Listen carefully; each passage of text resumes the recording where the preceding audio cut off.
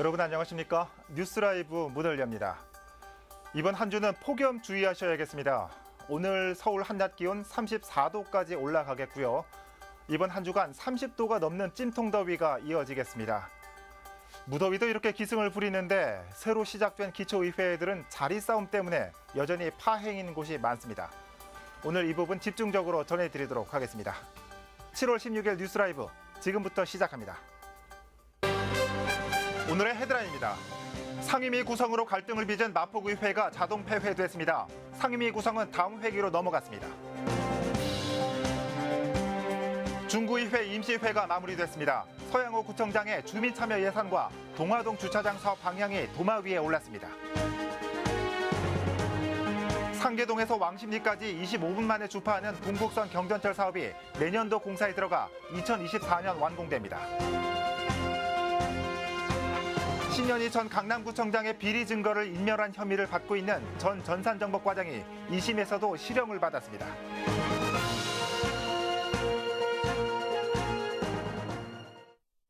지방선거가 끝나고 의장단을 선출하며 공식 업무에 돌입한 기초의회들이 속속 나오고 있습니다. 그런데 아직도 의장단 선출을 못한 곳들이 많습니다. 강동구도 마찬가지인데요. 두 차례나 파행을 거듭하고 있는 강동구의회 속사정을 박영찬 기자가 취재했습니다. 지난 9일 의장단 구성을 위한 회의를 하려 하였으나 또다시 회의를 진행하기 어려운 상황이 되었습니다. 강동구 의회가 의장단 선출에 파행을 거듭하고 있습니다. 이번 지방선거로 강동구 의회 다수당이 된 민주당 의원들 사이에서 의장 선출을 놓고 분열됐기 때문입니다. 강동 갑지역 민주당 의원들의 경우 다수 의석을 앞세워 자신들의 지역구 출신이 의장을 맡아야 한다고 주장하는 반면 강동 을지역 민주당 의원들이 다선, 연장자를 중심으로 의장을 선임해온 방식을 고수하면서 내부 의견이 엇갈리고 있기 때문입니다. 6대, 7대 그렇게 해왔기 때문에 연장자와 다선으로 가야 된다라고 오는 것을 주장하고 있고 갑에서는 한색이 더 많다. 그러니 우리가 자유투표로 가자. 갑 주장이 다르고 을 주장이 다르기 때문에 평행선을 걷고 있다. 의장단 선출이 파행을 거듭하면서 야당도 가만히 있지 않을 태세입니다. 행정을 처리해야 할 의회 기능이 사실상 마비되고 있기 때문입니다.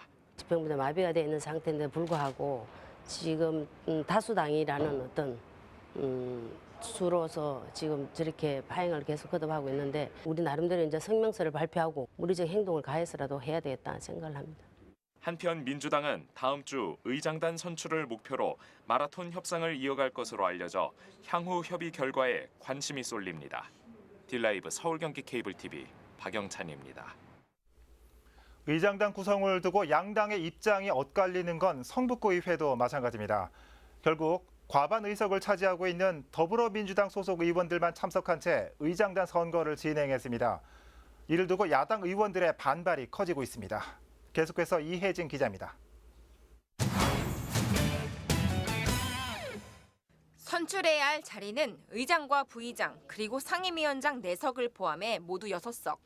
여당과 야당의 갈등은 상임위원장 1석을 두고 빚어졌습니다. 성북구의회 22명의 의원 중 더불어민주당 소속 의원은 14명, 자유한국당 소속 의원은 8명. 과반 이상을 차지하고 있는 민주당 측은 의장단 6석 중 5석을 가져가고 야당의 부의장직을 제안한 것. 하지만 한국당 소속 의원들은 상임위원장 1석을 더 요구하며 이견차를 보였고 의장단 선거가 미뤄져 왔습니다. 그러나 협상이 난항을 겪자 결국 민주당 소속 의원들만 참석한 채 의장단 선거가 강행됐고 야당 의원들은 즉각 반발하고 나섰습니다. 전반기 의장 누구, 후반기 의장 누구 이렇게 일방적으로 정하고 또 상임위원장까지도 다 정해서 일방적으로 정해놓고 저희들에게 부위원장 한 상만 주는 그런 식으로 통보 사항이 되다 보니까 저희들이 거기에서 도저히 납득할 수 없고. 이에 대해 여당 소속 의원들은 원구성이 늦어지면서 개원조차 하지 못하고 있어 불가피한 결정이었다는 입장. 또한 자유한국당 소속 8명의 의원 중 6명이 초선인 상황에서 초선 의원에게 위원장직을 맡기기엔 무리가 있다는 설명입니다.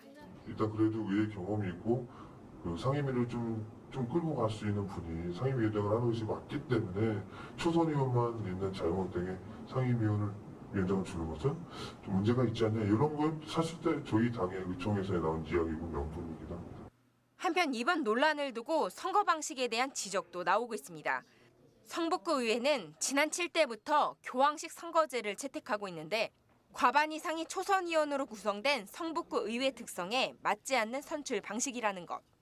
교황식 선거의 경우 특정 후보가 아닌 모든 의원이 후보가 되는데 동료 의원에 대한 정보가 없는 초선 의원의 경우 당의 결정에 따라갈 수밖에 없다는 이야기입니다. 누가 어떤 사람들과의 친밀 관계가 주어지느냐에 따라서 이루어지는 부분인데 초선들이 참 많습니다. 알지도 못하는 부분들도 많이 올라오셨고, 그러는 과정에서 사실은 교황제의 이 선출 방식은 조금은 무리수를 두고 있는 부분이기도 했었습니다. 양당의 대립 속에 반쪽짜리 의회로 첫 발을 뗀 성북구 의회. 시작부터 잡음이 끊이지 않는 의회를 두고 우려의 목소리가 커지고 있습니다. 딜라이브 서울 경기 케이블 TV 이혜진입니다. 의장과 부의장 선출에 이어 상임위 구성 문제로 갈등을 빚고 있던 마포구의회 임시회가 자동 폐회됐습니다. 상임위 구성이 다음 회기로 넘어가게 됐습니다. 천서영 기자입니다. 결국 상임위원회 구성을 하지 못했습니다. 마포구의 임시회가 산회 후 자동 폐회된 것입니다. 당초 구의회는 지난 10일 임시회 2차 본회의를 열어 상임위원 선임과 상임위원장 선거를 진행할 예정이었습니다. 하지만 상임위원 배분안이 표결 끝에 부결됐고 회기 마지막 날인 13일까지도 통과되지 못했습니다. 이제 처리 안건이 없잖아요. 없어져 버렸잖아요. 이제 220회는 이제 끝났어. 221회 이제 본회의 이제 임시회를 다시 이제 개최를 하게 되는 거죠. 한편 구의회 일부 의원들은 의회 정상화를 촉구하는 성명서를 발표하기도 했습니다. 의장 선거에서 촉발된 갈등이 당을 넘어 의회 전체를 마비시키고 있다는 것입니다. 당초 배분안대로 상임위원회를 구성하고 상임위원장은 합의가 아닌 위원회 안에서 선거를 통해 뽑혀야 한다는 입장입니다. 의장, 부의장 같은 경우 자기들 뽑아준 사람에 대한 하나의 농공행상 차임을 위해서 표결을 거부하고 이면 합의를 요구하고 있습니다. 그러니까 그만큼에 대해서 의회 정신을 훼손시키고 있다는 거죠. 의장과 부의장 선거부터 원 구성 갈등까지 민선 7기 마포구 의회가 시작부터 삐걱거리고 있습니다. 딜라이브 서울 경기 케이블 TV 천선입니다. 소통을 강조하며 화합된 분위기 속에 문을 열었던 제8대 중구의회가 첫 임시회를 마무리했습니다. 소통과 함께 견제 활동도 충실하겠다는 각오답게 서영호 구청장의 공약에 대한 지적도 이어졌습니다. 진기훈 기자입니다. 임시회 폐회가 예정된 제3차 본회의에서는 자유한국당 의원들의 5분 발언이 이어졌습니다. 서양호 중구청장의 공약 중 일부를 지적한 겁니다. 우선 4년치 주민세에 해당하는 2,500억 원의 예산을 주민 결정 사업에 투입하겠다는 공약이 화두에 올랐습니다. 연간 중구의 재원 규모가 1,000억 원에 못 미치는데 한 해에 600억 원의 예산을 주민 결정 사업에 투입한다는 건 무리라는 겁니다. 2,500억 원의 주민세를 1년치로 환산하면 약 600억 원의 주민세를 주민결정 사업 예산으로만 지출한다는 것인데, 그렇다면 다른 방식으로 예산을 집행하는 필요 시급한 사업 예산은 물론 구청장께서 공약하신 다른 사업의 추진에도 차질이 빚게 될 것이며, 동화동 문화공원 및 공영주차장 확충 사업에 대한 지적도 이어졌습니다. 서 구청장의 공약대로 박정희 전 대통령 기념공원 논란이 있다는 이유로 지난 5일부터 공사가 중단된 것. 이에 이미 타당성 검토 등을 마친 전 구청장의 사업에 대해 정치적 이해관계가 있는 사업처럼 몰아가고 있다는 지적이 제기됐습니다. 공식 사업 명칭에 동화 문화공원 및 공영주차장 확충 공사인데도 없던 박정희 기념공원 사업으로 명칭까지 바꾸고 사업 중단을 정당화하려는 명분을 만들고 있습니다. 앞으로 언제까지 공사를 중지시켜 국민의 혈세를 더 낭비할 것인지. 서 구청장은 우선 4년간 2,500억 원의 주민세를 주민에게 돌려줘야 한다는 뜻은 변함이 없고, 공약사항 이행을 위한 구청 내 인사조직을 마무리한 뒤 명확한 추진 방안을 밝히겠다는 입장입니다. 동화동 문화공원 및 주차장 사업의 경우 주차장 조성은 유지하되 문화시설을 검토할 자문위원단을 구성하고 있고 주민들의 의견을 더 수렴한다는 계획입니다. 한편 이날 본회의에서는 상임위원장에 대한 불신임안을 상정할 수 있도록 한 조항을 삭제하는 위원회 조례 개정안과 서소문공원 부지에 대한 구유재산 관리 계획안이 통과되는 등 6개 안건이 처리됐습니다. 딜라이브 서울경기 케이블 TV 진기훈입니다.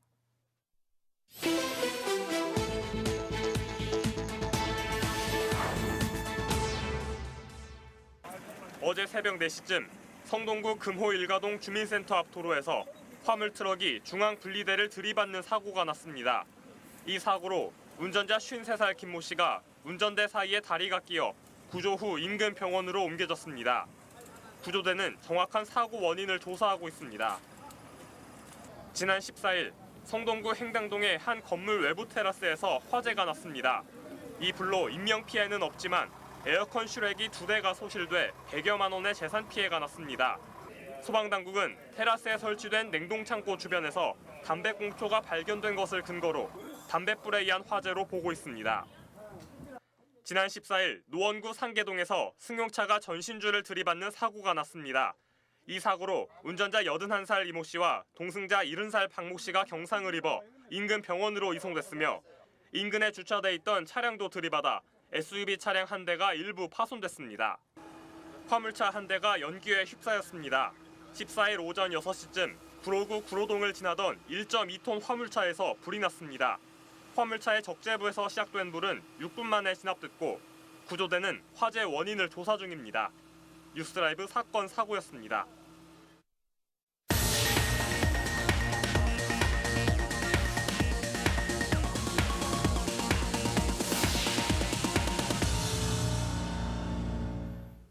그동안 지지부진하던 서울 동북선 경전철 사업이 본궤도에 올랐습니다. 서울시가 민간 사업자와 협약을 맺고 내년부터 본격적인 공사에 들어갑니다. 서울 동북부 지역을 관통하며 상계동에서 왕십리까지 25분 만에 주파하게 됩니다. 자세한 내용 전해드립니다. 노원에서 성북을 거쳐 성동구까지 도시철도 소외 지역에 새로운 노선이 생깁니다. 서울시는 최근 동북선 경전철 주식회사와 사업 실시 협약을 맺었습니다. 협상에 들어간 지 2년 6개월 만으로 2019년 착공, 2024년 완공 목표입니다. 동북선 도시철도는 왕십리역에서 제기동, 고려대역을 지나 미아사거리와 월계역, 하계역, 그리고 상계역까지 이어집니다. 정거장 16곳에 총 연장 13.4km 길입니다. 동북선이 개통되면 상계역에서 왕십리역까지 25분, 중계동 은행사거리에서 왕십리까지 22분 만에 주파합니다. 또한 지하철 1, 2, 4, 5, 6, 7호선과 경원선, 경의선, 분당선까지 환승이 가능해 서울 동북부 교통편의 증진과 교통혼잡 완화가 기대되고 있습니다. 하지만 다른 경전철의 사례처럼 무리한 공사로 인한 잦은 고장이나 낮은 승객수, 여기에 민간 사업자와의 운영적인 갈등 부분은 동북선 사업에서도 반면 교사로 삼아야 할 부분입니다. 딜라이브 서울 경기 케이블 TV 박용입니다. 아파트 재개발로 존폐 위기에 몰린 강동구 고덕 전통시장에서 잡음이 흘러나오고 있습니다. 상인들과 아파트 조합 측이 첨예하게 대립하고 있어 향후 사태에 관심이 쏠리고 있습니다. 보도에 박영찬 기자입니다.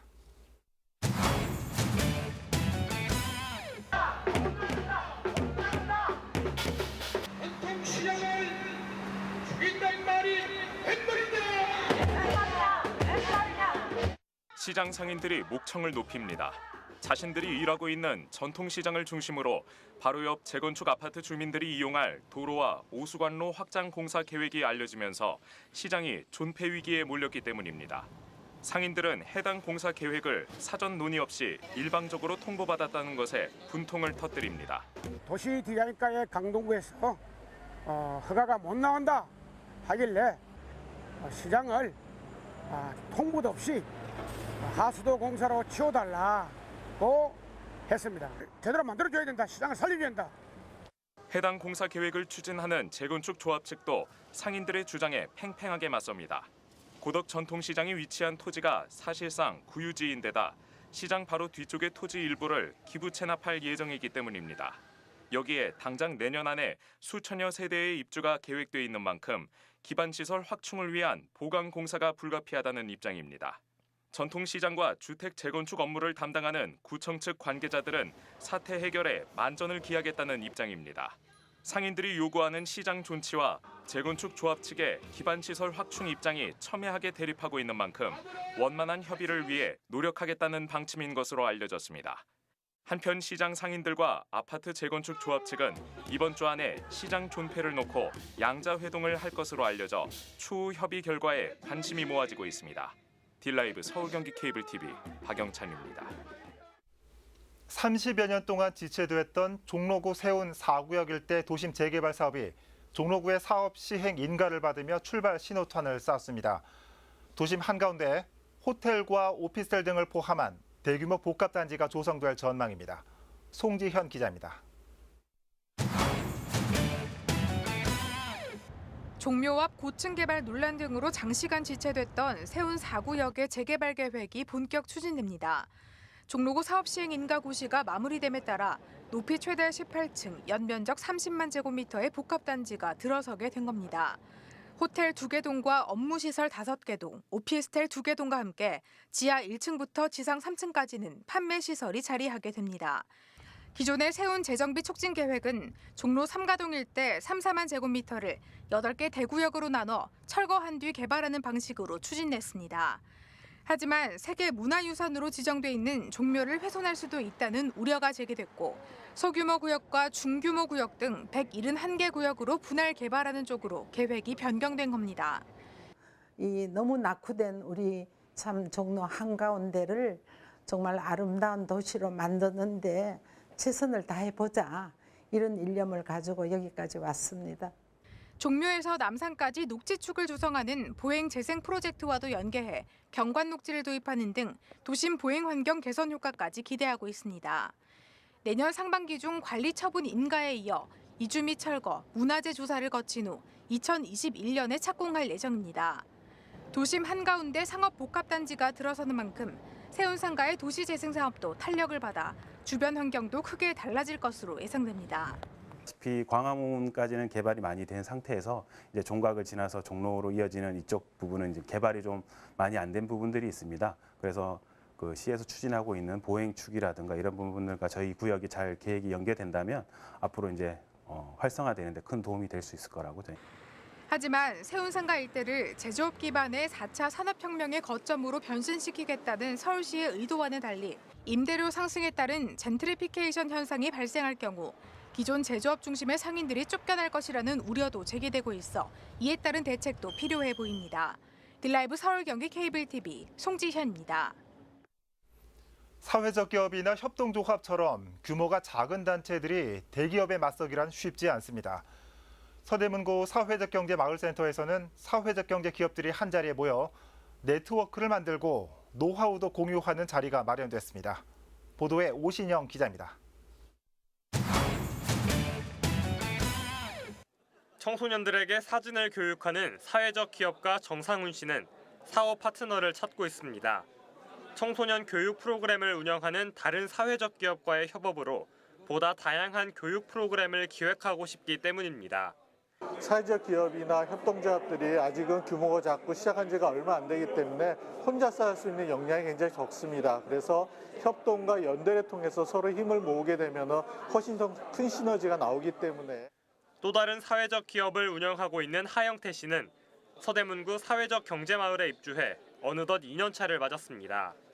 하 씨는 이 기간 동안 인적 네트워크를 확장하고 다른 사회적 기업들과의 교류로 업무 역량을 강화할 수 있었습니다. 공동으로 사업도 전개하고 있고요. 또 공유 사업이라고 해서 협업을 통해서 하나의 프로젝트를 같이 수행하는 그런 사업들도 진행하고 있고 또 교육도 같이 받고 있고 또 비즈니스 같은 경우는 함께 제안서를 낸다든지. 사회적 기업과 협동조합 등이 한자리에 모인 사회적 경제교류회가 마련됐습니다. 이날 교류회에 참가한 사회적 기업과 협동조합은 모두 50여 곳으로 서로 자신의 사업을 설명하고 협업 가능한 아이디어를 공유했습니다. 대기업에 맞서 협업을 통해 사회적 기업만의 경쟁력을 갖추기 위해서입니다.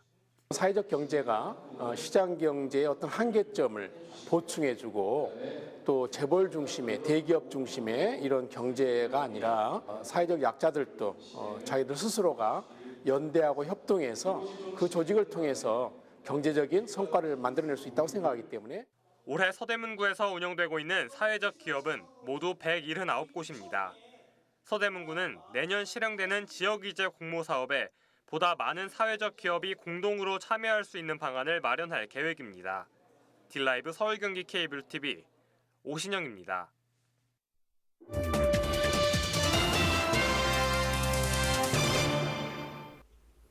신현희 전 강남구청장의 업무상 비리와 관련해 전산실 서버를 삭제해 증거를 인멸한 혐의를 받고 있는 전 전산정보과장이 항소심에서도 실형을 받았습니다. 서울중앙지방법원 형사항소 5부는 지난 12일 증거인멸 혐의로 재판을 받고 있는 김모 전 강남구청 전산정보과장에게 징역 2년을 선고했습니다. 법원은 다른 직원 모두 구청장의 지시를 따를 수 없다고 거부한 상황에서 김 씨만이 따른 것은 자유로운 의사가 있었다고 보인다며 공무원으로서 영장 집행을 거부해 신 전 구청장의 유죄 입증을 어렵게 했다고 밝혔습니다. 신 전 구청장은 업무상 횡령과 증거인멸을 지시한 혐의 등으로 재판을 받고 있습니다.